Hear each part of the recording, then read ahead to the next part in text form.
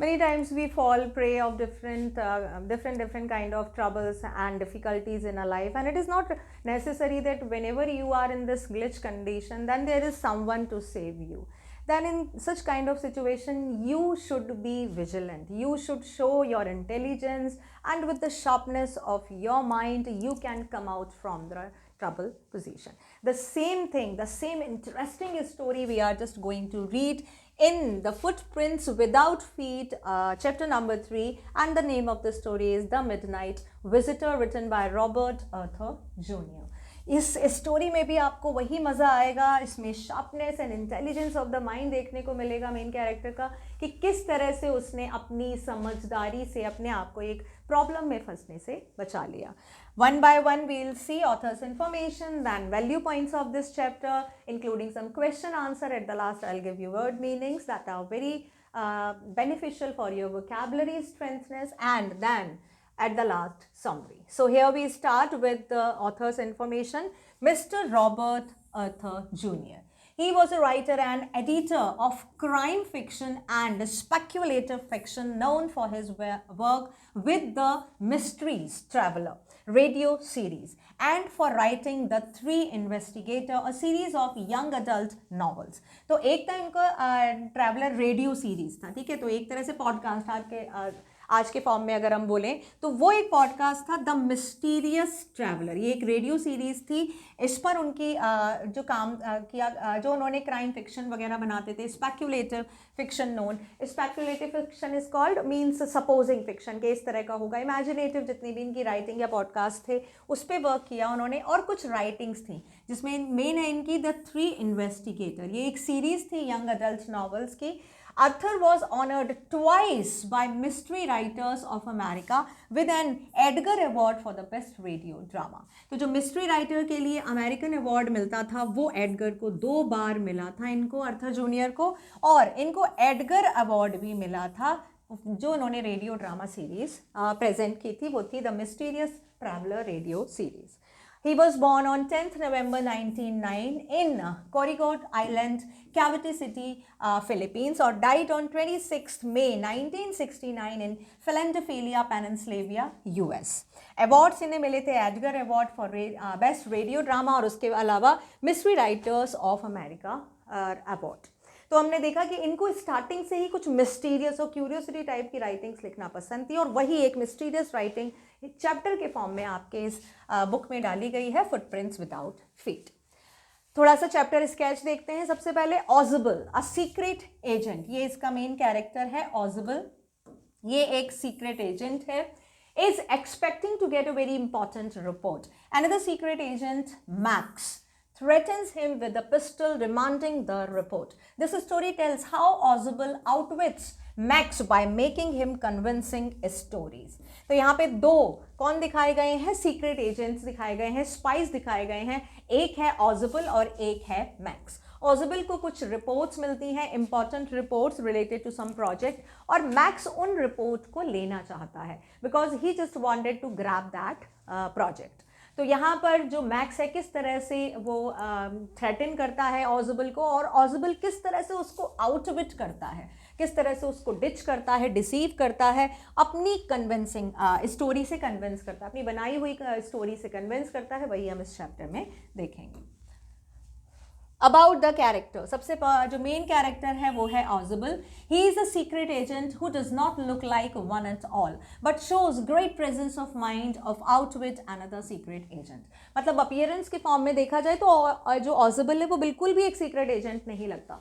Secret agent बहुत smart, handsome and well built समझे जाते हैं, बट ऑजिबल का जो अपीयरेंस है, बॉडी स्ट्रक्चर बिल्कुल वैसा नहीं है, बट वो बहुत great presence of the mind show करता है और बहुत इजीली, बहुत समझदारी से किस तरह से दूसरे सीक्रेट एजेंट को आउटविट करता है, वही यहाँ पे पोर्ट्रे किया गया है. नेक्स्ट है आपका Fowler. He is a young and romantic writer who is looking for some excitement in the company of the secret agent like Ozible. तो यहाँ पे एक छोटा सा कैरेक्टर है, इसका बहुत ज़्यादा इंपॉर्टेंट रोल नहीं है, बट हाँ ये ऑजिबल के साथ है. Why? Because he was in search of some excited story for his romantic writing, और इसीलिए वो ऑजिबल के पास आया है. नेक्स्ट जो है आपका इंपॉर्टेंट कैरेक्टर वो है Max, a rival secret agent who is fooled by Ausable and falls to his death. एक राइवल यानी कि वो उसका दुश्मन है, ठीक है, दुश्मन की जो पार्टी है उसका एक सीक्रेट एजेंट है जिसका नाम है मैक्स। तो जिस प्रोजेक्ट पे ऑजिबल काम कर रहा है वो भी उस प्रोजेक्ट पे काम करना चाहता है, लेकिन किस तरह से ऑजिबल उसको बेवकूफ़ बनाता है और कैसे वो he met with his death, वो हम इसमें देखेंगे। यहाँ से चैप्टर स्टार्ट होता है हमारा। First paragraph, meeting of a secret agent Ausable and writer Fowler. तो यहाँ पे किस तरह से जो फाउलर है वो ऑजिबल से मिलता है, यहाँ से हमारा चैप्टर स्टार्ट होता है। Ozible was a smart secret agent but did not look like one at all, being short and very fat. Fowler was a young writer who wanted to write about the Ozible and so spent an evening with him.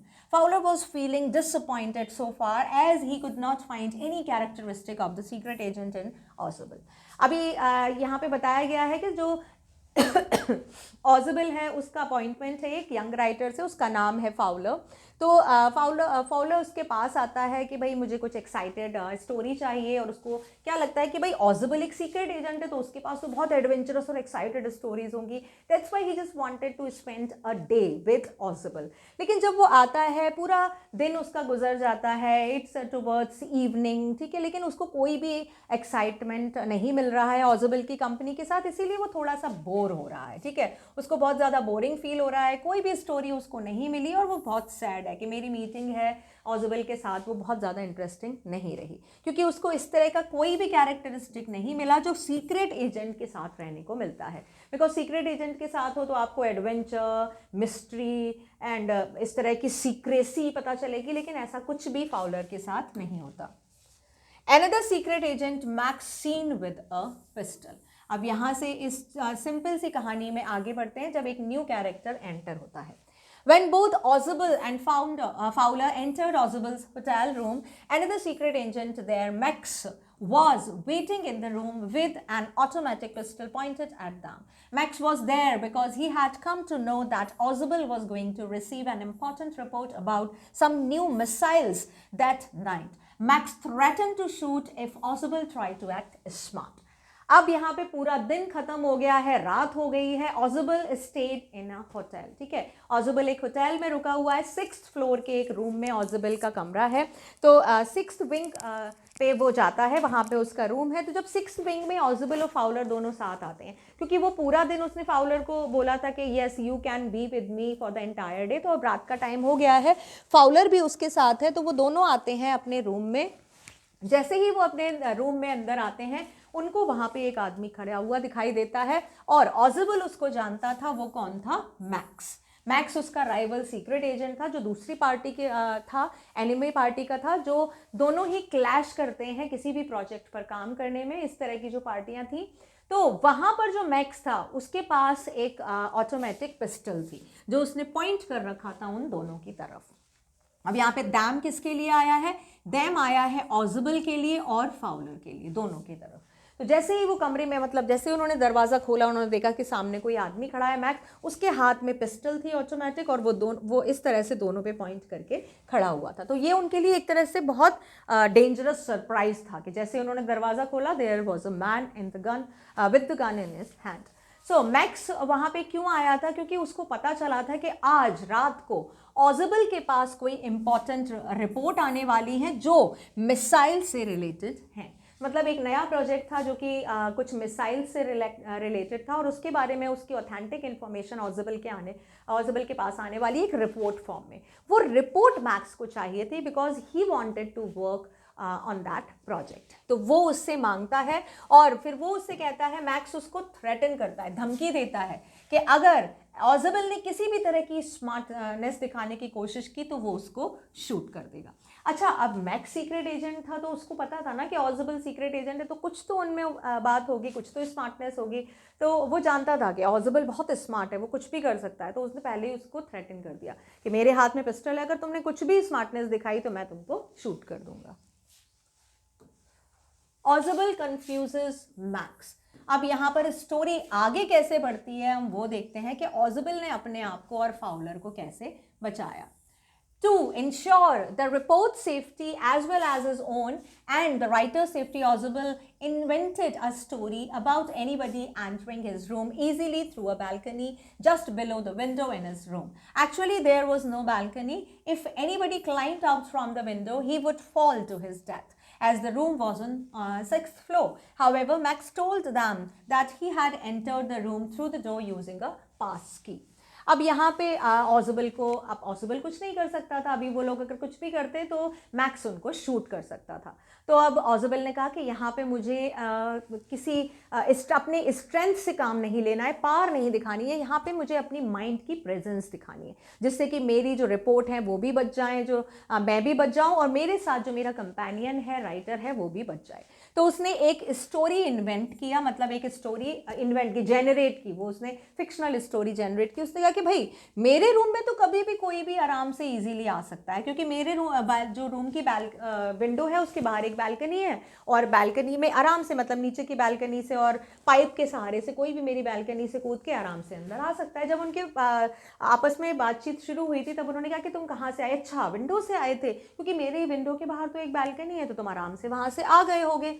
अब यहाँ पे एक fact बताया गया है कि actually ऑजबल की window के बाहर कोई भी बालकनी नहीं थी, ठीक है। तो उसने भी सिर्फ एक इमेजिनरी स्टोरी बनाई थी कि तुम बालकनी से आए होगे, लेकिन मैक्स कहता है कि नहीं, मैं तो बालकनी से आया ही नहीं, क्योंकि मैं तो रूम में आया हूँ लॉबी से होते हुए, और पास की मैंने यूज़ की है, मतलब मैं दरवाजे से अंदर आया हूँ, जो फेक की होती है, पास की होती है, उससे दरवाज़ा खोला और फिर मैं अंदर आया हूँ। तो ऑजबल ने कहा कि नहीं, मेरे रूम में अगर तुम यहाँ से आए हो तो यहाँ से आने की क्या ज़रूरत थी, क्योंकि तुम आराम से बालकनी से मेरे रूम में आ सकते थे। और यहाँ पर वो ये स्टोरी इसलिए बना रहा है क्योंकि उसका रूम था 6th फ्लोर पर, वहाँ से अगर कोई भी अगर नीचे जाएगा, क्योंकि बालकनी तो थी नहीं, तो विंडो से अगर कोई भी नीचे जाएगा तो वो सीधे ही was going to meet his death. 6th floor बहुत ऊंचा होता है। नाउ नेक्स्ट आता है आपका Max jumps in non existing balcony and dies. ये नेक्स्ट आता है हमारा कि किस तरह से वो उसकी स्टोरी में फंस जाता है max. Suddenly there was a knocking on the door, and Ausubel pretended that it was the local police, who had been asked to provide him extra security for the important document he was about to receive. When the knocking was repeated, Max became angry as Ausubel and decided to wait in the balcony, which he thought existed, until the police went away. He stepped out of the window and fell to his death. When the door opened, a waiter came in with drinks which Ausubel had ordered to be delivered to his room when he had returned to the hotel. अब यहाँ पे इस picture में आप देख सकते हैं, ये ऑजबल है जो शॉर्ट एंड फैट मैन है, ये फाउलर है जो यंग रोमांटिक राइटर है, और ये है मैक्स जिसके हाथ में पिस्टल है, ठीक है। अब अचानक से, अब जब ये यहाँ पे ऑजबल को अपना बचाव करना है, तो इसके अलावा उसने क्या बोला कि भाई मुझे पता था कि आज मेरे पास ये बहुत इंपॉर्टेंट प्रोजेक्ट की रिपोर्ट आने वाली है, तो तुम कुछ ना कुछ तो करोगे, मतलब आई वॉज श्योर, इसीलिए मैंने अपने लिए एक्स्ट्रा सिक्योरिटी रखी है। मैंने पुलिस को बुलाया है कि जब तक मेरा प्रोजेक्ट कंप्लीट नहीं हो जाता, जब तक मुझे रिपोर्ट सेफली रिसीव नहीं हो जाती हैं, मैं अपने लिए एक्स्ट्रा सिक्योरिटी रखूँगा, क्योंकि तुम कुछ भी कर सकते हो या कोई और भी कुछ भी कर सकता है। तो उसने कहा कि मैंने पुलिस को पहले ही बुला लिया है। अच्छा, यहाँ पे ऑजबल को पता था कि when he was on the way to his room he has already given order for some drinks. वो नीचे ऑर्डर देते हुए अपने कमरे में आया था, तो उसको पूरा विश्वास था कि थोड़ी देर बाद ज़रूर दरवाजे पर कोई ना कोई आएगा उसको ड्रिंक्स डिलीवर करने के लिए। तो उसने कहा कि देखो, अभी पुलिस को मैंने बुलाया है, पुलिस किसी भी टाइम आती ही होगी, क्योंकि मैंने उसको अपनी सेफ्टी के लिए बुलाया है। जैसे ही उसने बोला तभी दरवाजे पर नॉकिंग हुआ। अब जब नॉकिंग हुआ तो ऑजबल ने ये प्रिटेंड किया, बहाना किया कि लो पुलिस आ गई, मैंने बोला था कि भाई पुलिस आएगी, और पुलिस आ गई, क्योंकि उसको मुझे थोड़ी सिक्योरिटी प्रोवाइड करानी है, क्योंकि मेरे आज बहुत इंपॉर्टेंट डॉक्यूमेंट्स आने वाले हैं और मुझे खतरा है कि भाई कोई वो डॉक्यूमेंट्स मुझसे छीनना चाहता है। अब जब उन्होंने दरवाज़ा नहीं खोला तो नॉकिंग दोबारा से रिपीट हुई, तो कोई बाहर था, एक बार नहीं खोला तो दोबारा नॉक किया। अब जो मैक्स था उसको गुस्सा आ गया कि भाई ऑजबल उसको ऐसे क्यों बोल रहा है। उसने कहा था कि भाई पुलिस को तुम बाहर भेज दो। उसने तब ऑजबल ने कहा कि भाई पुलिस कोई ऐसा नहीं है कि मैं उसको बुलाऊं और जब मैं चाहूँ बुला लूँ, जब मैं चाहूँ तब वो चली जाए। एक बार आने के बाद तो जब उसका मन करेगा तभी जाएगी ना पुलिस। तो अब यहाँ पे ऑजबल ने डिसाइड किया कि ठीक है, चलो मैं उनको कैसे भी करके बाहर निकालता हूँ, तुम थोड़ा देर बालकनी में इंतजार कर लो। तो मैक्स ने कहा कि ठीक है, मतलब पुलिस को अंदर नहीं लाना है, और तुमको किसी भी तरह से पुलिस को दरवाजे से ही वापस भेजना है, otherwise I will shoot you. उसने कहा कि तुम जब पुलिस से बात करोगे तभी भी तुम मेरे गन पॉइंट पे रहोगे, अगर तुमने कुछ भी किया तो मैं तुम्हें शूट कर दूंगा। तो he was under this threat. तो उसने कहा कि ठीक है चलो, I am just going towards the balcony as you said, कि तुम्हारे विंडो के बाहर बैल्कनी, मैं वहाँ वेट कर रहा हूँ और तुम पुलिस को जो हो बाहर भेज दो। तो जैसे ही वो बाहर गया विंडो से, मतलब वो अब पूरी तरह से बाहर नहीं देख सकता था, बिकॉज अगर वो पीछे देखता तो हो सकता है कि वो उसकी गन ले सकते थे या वो कहीं भाग सकते थे। तो वो उसका जो फेस था, he was facing to them, वो देख तो उन दोनों को रहा था लेकिन पैर बाहर निकाल रहा था। तो उसने पहले एक पैर बाहर निकाला, फिर उसने दूसरा पैर बाहर निकाला, एंड जैसा पहले बताया गया है देयर वाज नो बैल्कनी, कोई बैल्कनी थी ही नहीं वहां पे। तो क्या हुआ, मैक्स ऊपर 6th फ्लोर से नीचे एंड डाइड। ठीक है, अब जब डोर ओपन हुआ तो वहां पे कौन था, वेटर था। ऑज़बल को पता था कि वेटर आने वाला है और उसके हाथ में ड्रिंक थी, जो उसने ऑर्डर किया था कि जब वो अपने रूम में आएंगे, जब होटल में रिटर्न होंगे तो उनको ड्रिंक चाहिए, वही ऑर्डर देने के लिए वो वेटर आया था। तो यहाँ पे हमने क्या देखा कि ऑज़बल ने कितनी समझदारी से एक साथ 3 चीज़ें बचाई, एक अपनी जान, एक फाउलर की जान, और जो इंपॉर्टेंट डॉक्यूमेंट्स थे उन सबको सेव किया। तो ये एक इंटरेस्टिंग और मिस्टीरियस स्टोरी थी, छोटी सी प्यारी सी स्टोरी थी, जिसके एंड में, और ये जब आप स्टोरी पढ़ते जाओगे ना, आपको आगे जाकर नहीं समझ आएगा। आगे जाकर हमको भी यही लगता है कि स्टार्टिंग ऑफ द स्टोरी कि there must be a balcony outside of the window, है वहाँ पे बैल्कनी, लेकिन बाद में पता चलता है कि बैल्कनी तो है ही नहीं। Highlights देखो, Ausable was a smart secret agent but did not look like one at all, being short and very fat. Fowler was a young writer who wanted to write about the Ausable and so spent an evening with him. When both of them returned to Ausable's 6th floor hotel room, another secret agent named Max was waiting for them with a gun so that he could take the important report on a new missile from Ausable. To ensure the reports and their own safety, Ausable invented a story about anybody entering his room easily through a balcony just below the window in his room. Actually, there was no balcony. Suddenly, there was a knocking on the door and Ausable pretended that it was the local police. When the knocking was repeated, Max decided to wait in the balcony, which he thought existed, until the police went away. He stepped out of the window and fell to his death. When the door opened, a waiter came in with the drinks, which Ausable had ordered to be delivered to his room when he had returned to the hotel. ठीक है, I hope this chapter is clear to you. छोटा सा chapter है, ज़्यादा बड़ा नहीं है, बहुत ज़्यादा हार्ड वोकैबुलरी भी नहीं है। Moving towards the extract based question. And then there was his accent. Though he spoke French and German passably, he had never altogether lost the American accent, and he had brought to Paris from Boston 20 years ago. So these texts are from the chapter and it accent, okay, not accent. बहुत ज़्यादा बोलते we started fumble करने लगते हैं। So this is accent. Accent is called how you are pronouncing the word. किसी word को आप किस तरह से प्रोनाउंस कर रहे हो। वो इंग्लिश में ब्रिटिश इंग्लिश, जो ब्रिटिशर्स हैं वो अलग बोलते हैं, इंडियन अलग बोलते हैं, साउथ इंडियन अलग बोलते हैं, ये जो रीजनल लेवल के लोग हैं वो अलग बोलते हैं। तो ये एक्सेंट डिफरेंट करता है कि भाई एक वर्ड को डिफरेंट एक्सेंट में कैसे बोला जाता है। ठीक है, तो यहाँ पर, और पैसिबली इज कॉल्ड रीजनेबली, मतलब ठीक ठाक आप बोल सकते हो। ठीक है, रीजनेबली, ठीक ठाक। तो यहाँ पर फर्स्ट क्वेश्चन है इस लाइन से, who is he in the above extract. मतलब यहाँ पे बताया गया कि किसके बारे में ये बोला गया है कि उसका जो एक्सेंट था फ्रेंच और जर्मन का वो ठीक ठाक था, लेकिन उसने अमेरिकन एक्सेंट भी नहीं छोड़ा था। That was the secret agent Ausable. क्योंकि सीक्रेट एजेंट बनने के लिए सिर्फ बहुत सारी चीज़ें नहीं, इंटेलिजेंट, शार्प माइंडेड एंड आपका एक्सपोजर भी चाहिए टुवर्ड्स ईच एंड एवरीथिंग। तो Ausable was able to speak French and German accent as well as the American accent. तो यहाँ पे ही किसके लिए आया है, ऑज़बल के लिए आया है। चैप्टर का आपको पता होना इसलिए भी ज़रूरी है कि टेक्स्ट से कहीं भी लाइन आती है और उसमें मेन कैरेक्टर के बारे में पूछा जाता है। In these line if we see there is no name of Ausable is given. Ausable का नाम कहीं भी नहीं है, बट अगर आपको चैप्टर पता है you will be able to give the answer. तो कौन है यहाँ पर, he. Where is he at present. अभी जो ही है वो कहाँ पे है, तो अभी जो ही है वो फ्रेंच होटल की 6th विंग के एक रूम में है, मतलब उसका जो रूम है वो कहाँ पे है, 6th फ्लोर पर है. Find a word from the extract that means the opposite of fluently. Now fluently is called fluently, बहुत अच्छे से जाना, and fluently का जो opposite है वो क्या होगा, possibly मतलब ठीक ठाक से, reasonable rate पे जाना. What is the present tense of speak? Speak की present tense क्या है? This is the present tense of speak. Present tense ये speak present tense में ही है, यानी कि same है इसका जो यहाँ पे लिखा हुआ है. And as the light came on, Fowler had his first authentic thrill of the day, for halfway across the room, a small automatic pistol in his hand, stood a man. Who is the man referred in the above extract? अब जो man है जिसके हाथ में pistol है, तो इस chapter में किसके हाथ में पिस्टल है, मैक्स के हाथ में पिस्टल है, तो यहाँ पे कौन है, max. Why did the man have a pistol in his hand? Because he just wanted to grab a report that was on some missile from Ausable.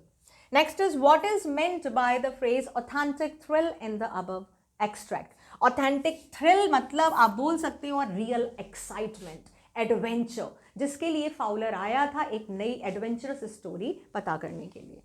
What is the opposite of automatic? Automatic का opposite man-made, ठीक है, automatic जो अपने आप चले and उसका opposite man-made. Now, Ausable shows great presence of mind in the situation of danger and surprise. Do you agree with this statement? If yes, why? Yes, Ausable क्या great presence of mind के साथ था उस situation में? Then answer is yes. जहां पर भी do से question पूछा जाता है, please start your answer with yes or no. बहुत सारे बच्चे होते हैं जो स्टार्ट कर देते हैं आंसर लिखना, बट आपने अभी आंसर तो किया ही नहीं है जो एक्चुअल में क्वेश्चन पूछा है. यहाँ पर एक स्टेटमेंट लिखी हुई है, ये क्वेश्चन थोड़ी है, ये तो एक स्टेटमेंट है कि ऑजबल ने अपना प्रेजेंस ऑफ माइंड दिखाया कि नहीं दिखाया. क्या लगता है आपको, यहाँ से क्वेश्चन शुरू है, तो आप यहाँ से स्टार्ट करो ना आंसर के, हाँ उसने दिखाया, नहीं उसने नहीं दिखाया, तो स्टार्ट होगा आपका आंसर यस या नो से, ये ध्यान रखेंगे. Yes, I agree with this statement, as Ausable showed great presence of mind when Max pointed a gun at him when he entered the hotel room with Fowler, which surprised and endangered both of them. He remained calm and cool, inventing stories as required to fool Max and to jump to his death. तो वो बिल्कुल बहुत ज़्यादा intelligence उसने उस time पे show किया था, जैसे ही वो घर में अपने रूम के होटल के रूम में जब घुसे, अचानक से उन्होंने देखा. अब आप ही सोचो कि आप कहीं गए और आपके सामने एक आदमी पिस्तौल लेके खड़ा है, तो ऑब्वियसली आपको बहुत ज़्यादा डर लगेगा. You will come in the stark fear.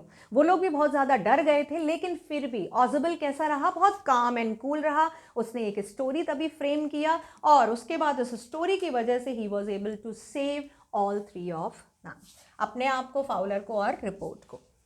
How does Ausable manage to make Max believe that there is a balcony attached to his room? कैसे विश्वास दिलाया था? मैक्स ने कहा था कोई बैल्कनी है ही नहीं बाहर, उसने कहा कि नहीं बैल्कनी है, मैं रहता हूँ या तुम रहते हो, मैं तो यहाँ पे ही रहता हूँ, बहुत टाइम से रह रहा हूँ मैं यहाँ पर, और बैल्कनी है, वहीं से बहुत सारे लोग आते हैं, मैं देखता हूँ. तो कैसे विश्वास दिलाया? Ausable creates a detailed description of how his office was a part of the bigger apartment and how the next door room had a direct connection with the balcony. His statement that somebody else had also broken into his office through that balcony made it a convincing story.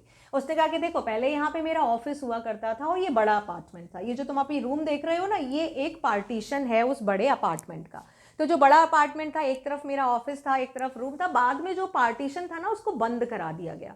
तो जो तुम दिखाई दे रहा है कि जो पूरा apartment था, जैसे कि मान लो आप ये अपार्टमेंट है, ठीक है, अगर ये पूरा अपार्टमेंट है और इसको जब पार्टीशन कर दिया गया बीच में, तो वो ये कह रहा था कि यहाँ पे जो एक विंडो यहाँ पे है, एक विंडो यहाँ पे है, तो उसने कहा कि यहाँ पे एक बैल्कनी थी. उसने इस तरह से बोला कि भाई यहाँ पे एक बैल्कनी थी यहाँ पर, और जब इसको डिवाइड किया गया पार्ट में डिवाइड किया गया, जब इसको, फिर भी जो बैल्कनी है वो तो बाहर ही है ना. उसने कहा कि नेक्स्ट डोर में अगर तुम जाओगे तुमको दिख जाएगी, लेकिन वो बैल्कनी मेरी विंडो से भी शेयर होती है. और उसने कहा कि मैं तो विश्वास नहीं करता. उसने कहा मत करो, क्योंकि एक बार एक आदमी था और तुम पहली बार नहीं आए हो, मतलब बैल्कनी से पहले भी मेरे रूम में कोई घुसकर आ चुका है. तो ये उसने जब कहा तब उसको पूरा विश्वास हो गया कि हाँ अगर बैल्कनी है तभी वहाँ से कोई आ सकता है, क्योंकि उसने पहले भी कहा था कि अच्छा तुम बैल्कनी से आए हो मैक्स, क्योंकि पहले भी बैल्कनी से उसके रूम में कोई आ चुका था. तो इस तरह से उसने उसको बिलीव कराया. What information did Ozubel give about the imaginary balcony? Why did he do so? Ozubel created a detailed description of how his room was part of bigger apartment and how the next room had a direct connection with the balcony. अच्छा, अब ये short question को अगर आपको elaborate करना हो, same question है, कैसे एलैबोरेट करेंगे वो देखो. His statement that somebody else had also broken into his office throughout that balcony made it convince a story. यहाँ तक का हमारा था, ठीक है, शॉर्ट हमने एक आंसर लिख दिया था. Now you have to elaborate it into the longer one. Ozubel did this to fool Max into thinking that balcony existed just outside of the window, as he knew that soon the waiter bringing the drinks he had ordered would be knocking at the door, which may prompt Max to jump into the imaginary balcony to hide. वो बार बार balcony पे क्यों इतना force कर रहा था? क्योंकि उसको पता था कि थोड़ी देर के बाद वेटर आने वाला है. उसने ऑर्डर दिया था और जैसे उसने ऑर्डर दिया था, पहले भी देता था, तो वेटर उसके ऑर्डर को डिलीवर करने आएगा ही आएगा. जैसे ही दरवाजे पर नॉक होगी वो उसको बोल देगा कि भाई मैंने तो पुलिस बुलाई है अपनी सेफ्टी के लिए, डॉक्यूमेंट की सेफ्टी के लिए. और तभी मैक्स को भी वो अच्छे से जानता था कि वो कहीं ना कहीं जाने की कोशिश ज़रूर करेगा. जैसे ही नॉकिंग होगी मैक्स बहुत जल्दी करेगा और जंप करेगा उस बैल्कनी में, क्योंकि और वहाँ पे छुपने के लिए और कोई भी जगह नहीं थी. Prompt is called make Max quick to jump. जल्दबाजी में वो जंप करेगा और उसकी जो इमेजिनरी बैल्कनी है वहाँ नहीं होगी और मैक्स नीचे गिर जाएगा and he is going to find his death. ठीक है. Why did Max scream shrilly when he dropped to the balcony? The person screamed shrilly when something unexpected happened to him. Here Max screamed shrilly when he dropped to the balcony because actually there was no balcony at all. It was only a figment of Ozubel's imagination. Ozubel had described it so vividly, including its history and use, that Max was convinced there was a balcony just outside the window and tried to jump out it without looking. As the room was on the 6th floor, Max would certainly have been died by falling from such a height. तो यहाँ पर scream is called बहुत तेज चिल्लाना. ठीक है. श्रिली is called बोल सकते हो आप हाई पिच्ड. एक तो चिल्लाना होता है, एक बहुत तेज चिल्लाना होता है. Scream is called loud cry, loud shout या लाउड क्राई आप बोल सकते हो. बहुत तेज वो चिल्ला रहा था, हाई पिच पे. क्यों चिल्लाया भाई? जब आपके साथ कोई अनएक्सपेक्टेड चीज होगी तभी तो आप चिल्लाओगे.